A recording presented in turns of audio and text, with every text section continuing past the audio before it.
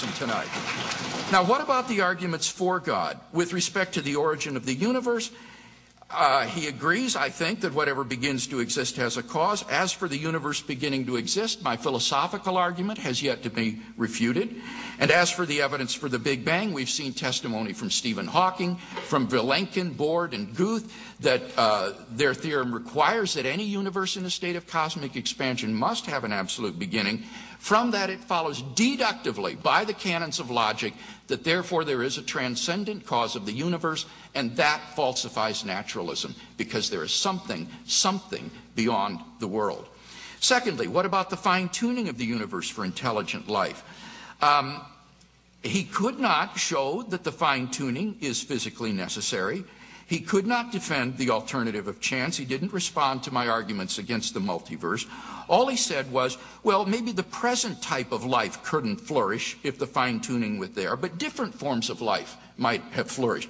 This shows just a lack of familiarity with the fine-tuning in the literature. If these constants and quantities, like the weak force, were not finely tuned, the entire universe would consist of just helium or of just hydrogen. If the gravitational force were altered a bit, the entire universe would collapse to a singularity, or it would expand so fast that stars and galaxies and planets could never form where life might evolve. Indeed, unless these constants and quantities are exquisitely fine-tuned, not even chemistry, not even matter would exist. So the fact is that apart from this fine-tuning, no kind of self-replicating complex organisms could exist. And this cries out for an explanation.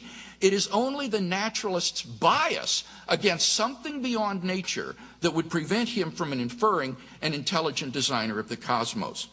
3, what about objective moral values? Here again, I think the discussion has become confused. As we saw in the question time, I'm not saying we need God or revelation in order to discern objective moral values. I'm saying we need God in order to ground objective moral values. In the absence of God, we are simply lost in socio-cultural relativism. Moral values are simply spin-offs of the evolutionary process akin to the altruistic behavior that you see exhibited in a troop of baboons or even in an anthill.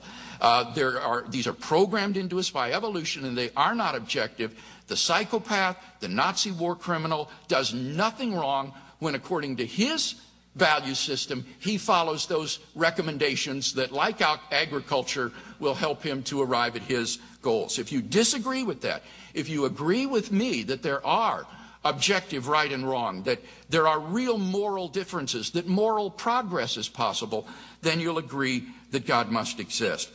As for the resurrection of Jesus, I can assure you that if you look at the literature, we are not talking here about biased sources. We are talking about the majority of historians who have investigated Jesus of Nazareth, and the historical credibility of the Gospels has emerged very strongly, particularly with respect to those 3 facts: the empty tomb, the post-mortem appearances, and the origin of the disciples' faith. The origin of Christianity in the mid-1st century cries out for explanation. Why did this movement arise? Where did it come from? I can think of no better explanation than the one the original disciples gave and were willing to die for, namely that God raised Jesus from the dead.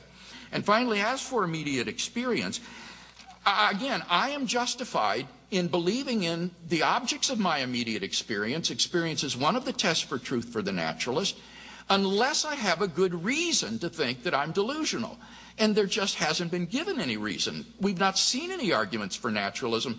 Quite the contrary, I think we've seen good empirical evidence that there is a reality beyond the universe. There is a supernatural realm, and I believe that that reality is God and that he has revealed himself in Jesus Christ.